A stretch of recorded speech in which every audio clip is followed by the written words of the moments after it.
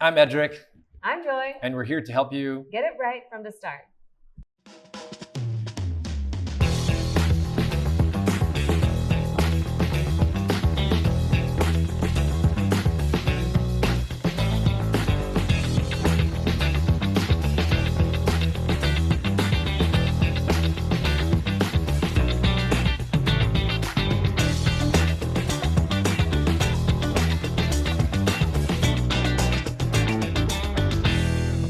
I just wanted to say that I like this episode and I've liked the previous episode with Dr. Wallace because you and I also want to learn. I just feel like there's so many things that I want to pick his brains about because I think in our own parenting journey, we've struggled in certain areas. You've struggled, I've struggled. So I love it when we say get it right from the start. It's also for us, right? That we want to keep getting things right and keep learning. And it's not about us telling you guys, this is what you guys need to do, but we're also on a journey. right. And speaking of journeying, I said, you're amazing.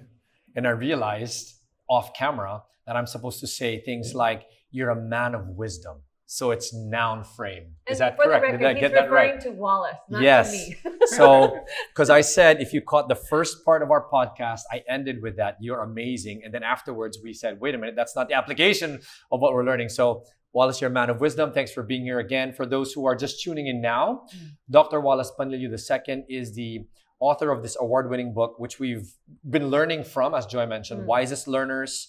There are 3 versions, the parent edition, which is what we're really focusing on, teacher's edition, and the kids edition, which are all available on various platforms, including learningplus.ph. Okay, so let's jump into it. We use the analogy of the tree. Actually, you use the analogy of the tree.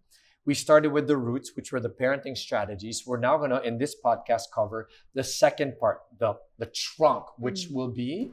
It's a learning foundation. There you go. And I want to maybe start off with something personal because, one of our children has struggled with feeling like they are not as capable as their siblings or others and really struggles with comparing themselves. And sometimes it's hard because there's a lack of motivation because they feel like they only know so much, they don't learn as fast, and I think they have certain beliefs about themselves. So I think maybe this is the right time to ask Wallace, how would you encourage a child who is struggling in the area of motivation and also beliefs about themselves? And how would you help parents to know how to deal with children who are like this? I love that question because that's a very common concern from parents, varying degrees. And in school, I've been a headmaster for thousands of parents already, and with that, that's a very common issue. So that's really one of my motivation writing the book. So we will deal with those concerns one by one. So the first one is what happens like when children feel that my abilities or my intellect is only this much. Like no matter how much I try, that's it, right? So from my standpoint as an educational psychologist, there are two issues there. One is what we call the control beliefs, which I'll explain, and the other one is their mindset, their fixed mindset. Yeah. So control beliefs is about a person believing that the result is due to whatever the cause might be or the factor might be. So if it's internal, a person would think, so an internal control belief would be something like, because I put in the effort, I did something, I was able to make that impact or affect the outcome. But if your control belief is more external, then you'd attribute it to chance, to luck, to other people. Like in Filipino say, swertehan ako today. Chamba, right? Chamba, right? So with that, it's like, or the opposite, like malas ako. So I don't do, I don't do well. So in some cases, people will like sabotage themselves. So I remember doing that when I was younger, where like I would like study, and then the night before the exam, study to prepare for an exam. But the night before, I would watch like TV or videos. Why? Because then I can find some external attribution. Like I can blame something. Oh, because last night I watched too much. Yeah. So if I didn't perform well, Even excuse. I have an excuse, right? So that would relate to a person's control belief, right? So very important as a starting point is to have a sense that, like, yes, if I do something about it, there will be a result, and if I do well, there can be a positive result. So that's kind of like an important base, because if not, then that's problematic. So if I may share a quick story about that. So I was in Melbourne, and one of our family friends' son consulted me over a family dinner, and he said, "Mr. Wallace, I'm here in Melbourne now, and I'm really like afraid." And I said, "Why are you afraid?" "Oh, because in the past, whatever I tried to do, it just didn't work. I would fail in school." So I tried to encourage him, but I could only like do so much, over dinner. What happened was he started schooling as a freshman, but eventually he had to come back to the Philippines because he couldn't persist. He couldn't pursue what he initially thought that he would like to do, and a lot of it had to do with like a sense that no matter what he tried to do in Australia, like, oh, it wouldn't work. My efforts are in vain. So it's like what we would also call the learned helplessness. Like, it's like I'm just helpless. I can't do anything. So that's a difficult state to be in. So that's the first thing that will have to be fixed, even prior to mindset fixing. But how do you fix that? Because if they feel like they put in a lot of effort, And it's not going to get and then they see other people put in the same amount of effort, but other people's effort seems to produce better fruit than their effort, how do you help them? So conversations, like we talk about modeling, go back to the parental engagement cycle, right? Modeling, elucidation, conversations, and then the feedback, right? So the way we would like model it to them, because they would see us if they see us having that kind of attitude as well, then that's an aggravation. Let's say we're okay, like we're setting the right examples, and then the conversations that we have would have to be filled with nuances that will connect to them when it comes to their attitude and mindset about their personal beliefs, about them being unable to make an impact. So very important is like when parents talk to their children, that they will be very sensitive to almost every word, to be mindful about every word that they say, because sometimes they're not aware that they're contributing and aggravating that kind of external control belief. All right. So as Christians, back to Joy's situation with the child who would remain anonymous, right? So in that case, if, to your point, right, if they're seeing different outcomes, even if they're trying, what I'm hearing from Wallace is go back, have the conversation. And if we're modeling it, then you would say something like, "Hey, child ABC, are you doing your best for Jesus?" And if you are, even if you're seeing other people doing it, you trust the outcomes to him. Just make sure that you are doing your best for it. Would that be a practical way of applying it in that case?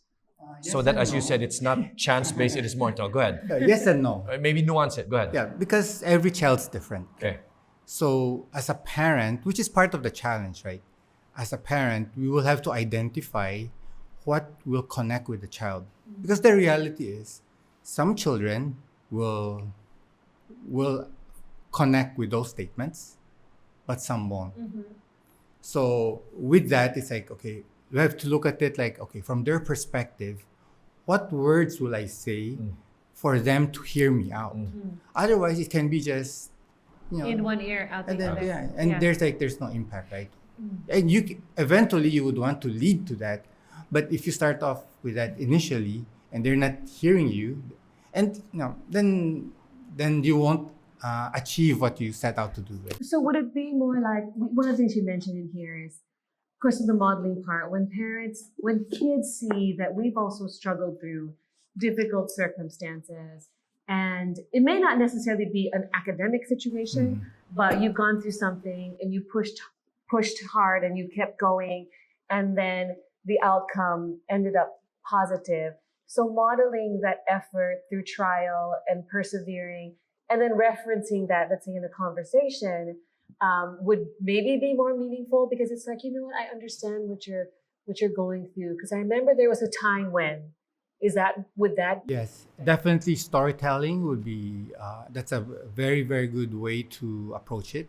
At the same time, for some children, because they would compare. Yeah.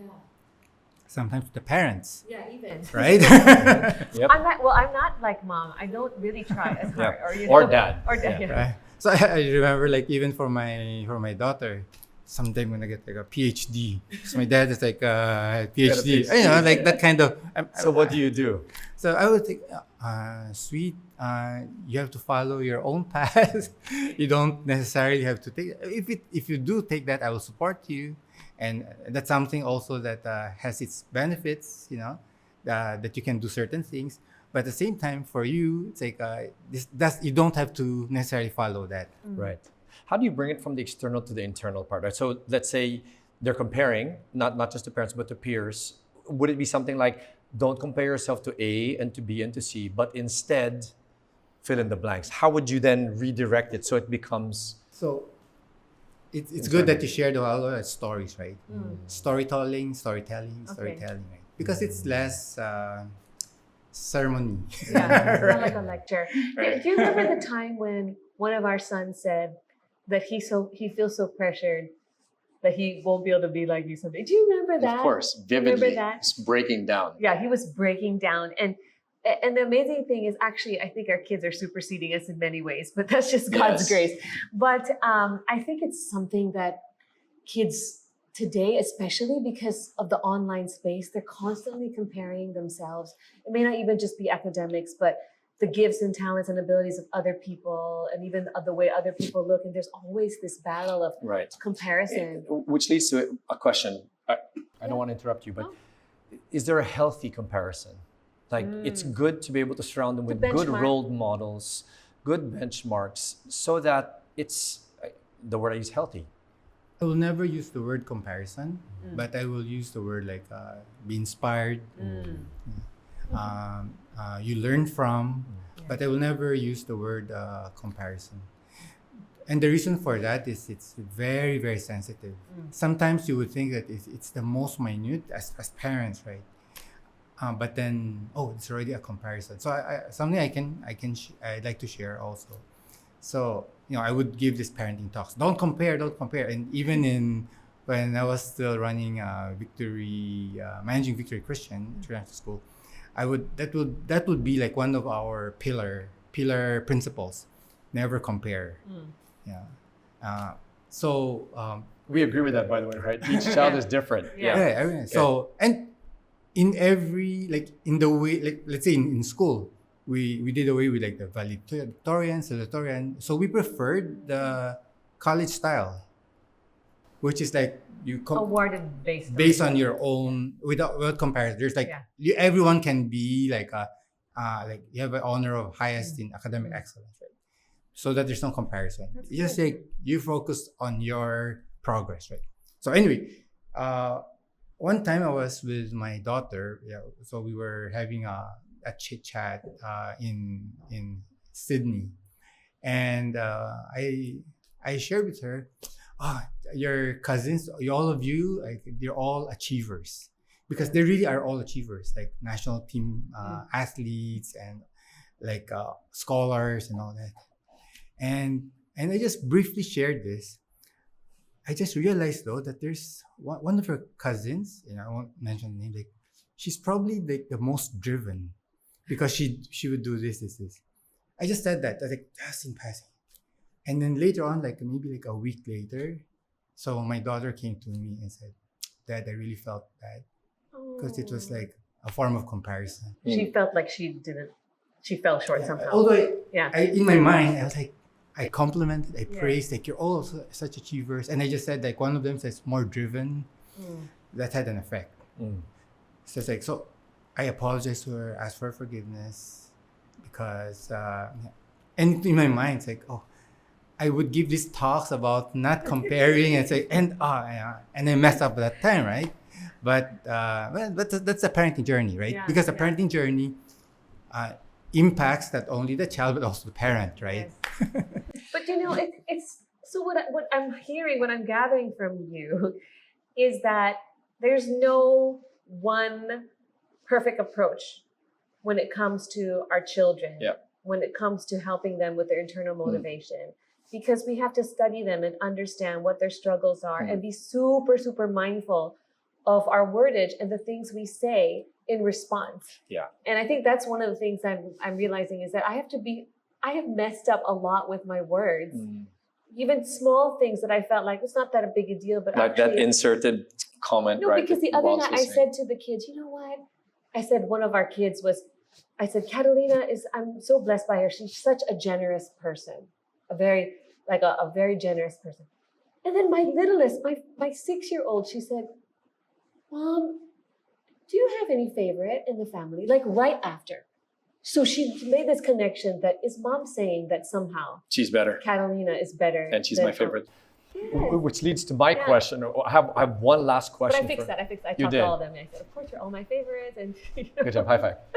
So, just on that note, Wallace, I think, and this is something that may be very pointed, right? You look at the generations where you were working through the summers and hustling it. This is our generation. I'll say it now, sound like a tito for those who are listening. The generation now is very different. And I want to use the word soft. And I'm being careful about that because in light of what you're sharing about how important words are, how do we know whether we're being soft and pandering to this generation versus raising it up and saying, actually, I need to be able to give you these words because you need it. Does that make sense? That's a good question. And I want to raise it biblically because, this is also a Christian podcast. The Bible says we need to speak the truth in love. So what is your advice on how to do that so that on the one hand, they're internally motivated, they're going forward, which is the whole conversation of this portion, but making sure we don't be soft. Well, I wouldn't really term it as soft. That's very controversial, right? There's a form of like judgment in a way, right? Now, having said that, I think like one of the things that happened in the past though is that parents are not aware, or they just choose to do it even if they're aware that it will hurt their children, right? And there's really like a lack of know-how and skills before, and that's the way it is, right? We learn more as we do more research, as we share more, and with the internet now we're exposed to more, A lot more. right? So it's also unfair to compare this with the previous generation and their previous generations, right? So it's because the current ones and the next ones will have even more information with AI and all that, right? So with that, it's like what we have experienced as parents, we would be in a better position now, and we should be able to use that additional knowledge, that additional wisdom, because if not, it's like we're reverting back. So to answer your question, I don't think it's just a matter of like this generation just being different. It's also a matter of our generation being different as parents. So both have changed, right? Both are different compared to previous ones, and that's why it's different. So of course there are issues like challenges like in the past our parents, whether by choice or by necessity, had to let us do certain things, right? Like let's say for those who didn't have nannies, right? No choice. If you had an accident, Right. and the parents are working, you have to figure it out, right? You have to bear with the consequence, right? And you see that in many first or developed countries, right?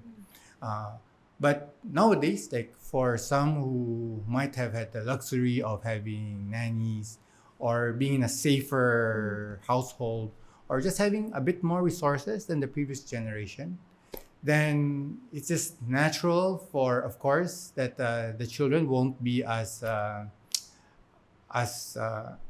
Resilient. I wouldn't. It's so tempting to use that term. Soft, resilient, grit, and we have a lot of these. Maybe it won't be as strong, Yeah. right? As the older generation might term it as such, right? Right. But there's a way for the younger generation to, based on their context as well. Sure. The thing is, like, for us as parents, we Yeah. just have to figure that out, right? That's part of our challenge. It's part of the fun also of being a parent. Yeah. So how would you correct the child then? Given that you don't want to destroy their internal motivation and the differences, as you mentioned, that we're respecting between them and us now. Any practical tips? So the way I would approach it, first and foremost, because it's not just about the words, right? It's also about the tone, the body language, the facial expression. So in as much as we can, pause before we are going to have some serious talk, right? To rehearse it in our minds as much as we possibly can. And I know Yeah. it's hard, right? And I will be like one of the Thanks for being first to honest, attest man.